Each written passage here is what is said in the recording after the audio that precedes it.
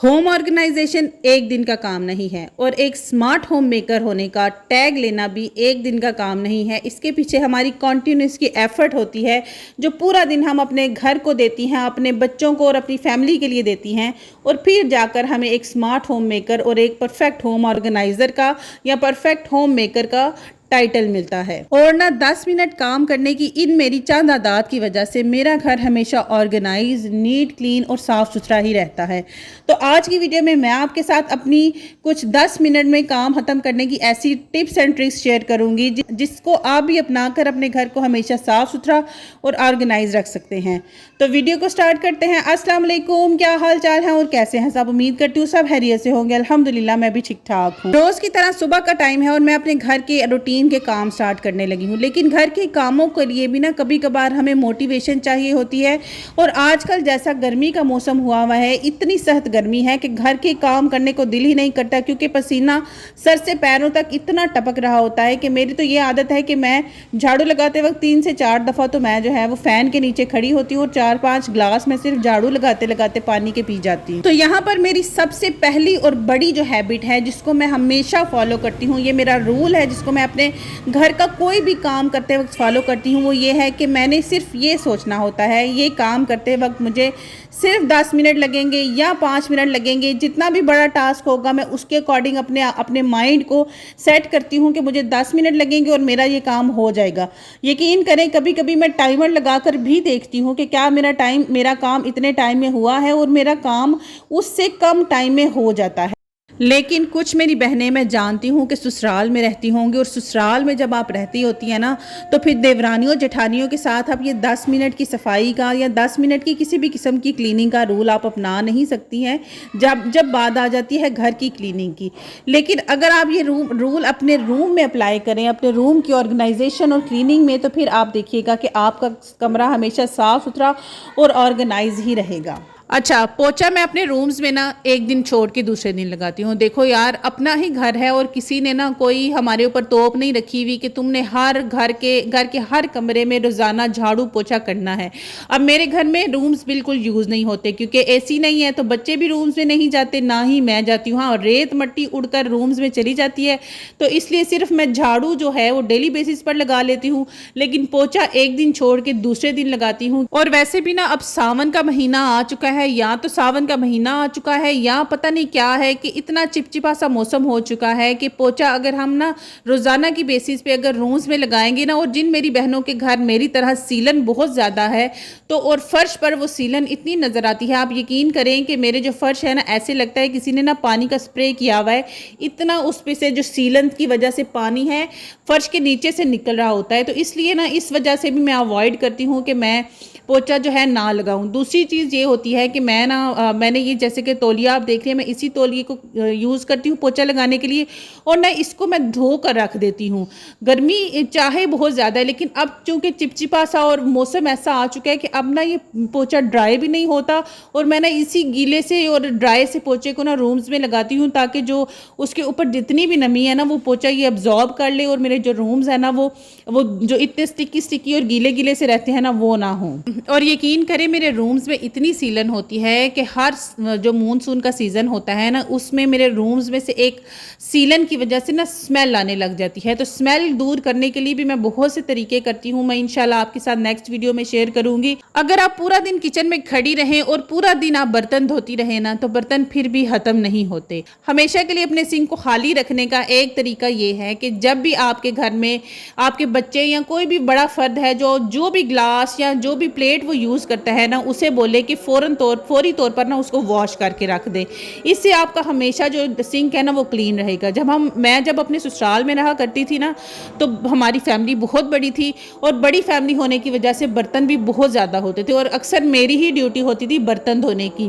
तो फिर मैंने क्या रूल अपनाया, और मैंने ना अपनी सारी फैमिली को ना ये बताया कि भाई देखें, बर्तन धोना सिर्फ मेरे पे फ़र्ज़ नहीं है, घर का हर फर्द बर्तन यूज़ करता है, और घर का हर फर्द अपने जो भी प्लेट में खाना खाएगा, जो भी ग्लास वो यूज़ करेगा उसको धो कर रखेगा। काम मुश्किल है, लेकिन अगर आप ये ऐसा कर लेंगी ना तो देखिएगा कि आपके किचन सिंक में बर्तन है ना वो आपको कभी नजर नहीं आएंगे। कपड़ों को धो लेने के बाद ना उनको समेटना भी एक बहुत बड़ा टास्क होता है। अक्सर ऐसा होता है, मैंने कई ऐसे घर देखे हैं या मेरे साथ खुद भी ऐसा होता है कि मैं क्या करती हूँ, कपड़ों को वॉश कर देती हूँ, लेकिन फोल्ड करने के बारे में मैं कहती हूँ कि अच्छा चलो अभी कर लेती हूँ, अभी कर लेती हूँ। तो अभी अभी में ना वो क्या होता है कि वो वहीं पर पायल हुए रहते हैं, उसी में से बच्चे निकालते हैं और गंदे और पुराने जितने भी कपड़े हैं ना वो मिक्स हो जाते हैं। इस तरह से फिर आपको समझ नहीं आती कि कौन सा कपड़ा आपका धुलावा था और कौन सा आपका गंदा है। तो यहाँ पर मैंने भी ना जिस बच्चों के कपड़े फोल्ड करके रख दिए थे, अलमारी में रखने का ना आलस कर रही थी, तो मैंने कहा कि नहीं, मुझे सिर्फ 10 मिनट लगेंगे और मैंने 10 मिनट में ये काम करना है। हमारी सबसे बड़ी जो सरदर्दी होती है ना वो बच्चों की वार्डरोब को ऑर्गेनाइज करना होता है। किसी तरीके से हम अपनी वार्डरोब तो ऑर्गेनाइज कर लेते हैं, लेकिन अपनी वार्डरोब भी हमारी विद इन टाइम उसकी ऑर्गेनाइजेशन जो है ना आहिस्ता आहिस्ता ख़राब होने लग जाती है।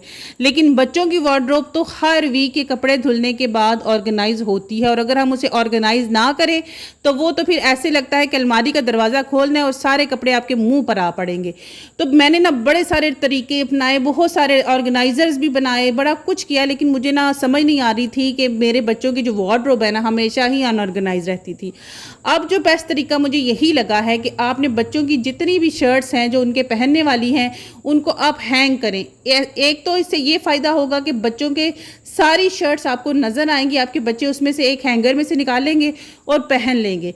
अदरवाइज़ बच्चे एक शर्ट जो नीचे से निकालनी है तो वो नीचे से निकालते हैं और ऊपर की सारी शर्टें बच्चे के ऊपर, वो उसमें से एक निकालता है और बाकी की बाकी ऐसे ही छोड़ के आ जाता है। यहाँ फिर भी कुछ ऑर्गेनाइजर्स जो हैं मैंने यूज़ किए हैं। अब ड्रॉर में जिस तरह ये ऑर्गेनाइज़र आप देख रहे हैं, ये मैंने $1 शॉप से ख़रीदा है, ऑनलाइन दराज पर भी अवेलेबल है, आप जहाँ से चाहे उसको परचेज़ करें, लेकिन अपनी ऑर्गेनाइजेशन को ना बस आपने क्या करना है देख लेना है। अब यहाँ पर मैं आपको अपनी वार्डरोब की ऑर्गेनाइजेशन दिखाती हूँ।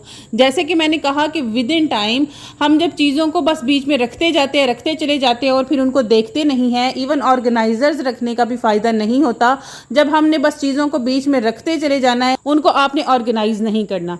तो वही रूल, सिर्फ एक आपने ये टास्क लेना है कि 10 मिनट लगेंगे और मैंने अपनी जो वार्डरोब है या कोई भी काम है उसको करना है। मैंने भी अब यही टास्क लिया और ये अपनी वार्डरोब को मैं ऑर्गेनाइज करने के लिए ना, आप यकीन करें, 1 महीने से सोच रही हूँ कि अच्छा चलो कल करूँगी, अच्छा चलो आज करूँगी, लेकिन नहीं हो पा रहा था क्योंकि मुझे मोटिवेशन ही नहीं मिल रही थी। ऑर्गेनाइज करना या ऑर्गेनाइजेशन करना ना कोई आसान काम नहीं है, बड़ा बोरिंग सा काम है।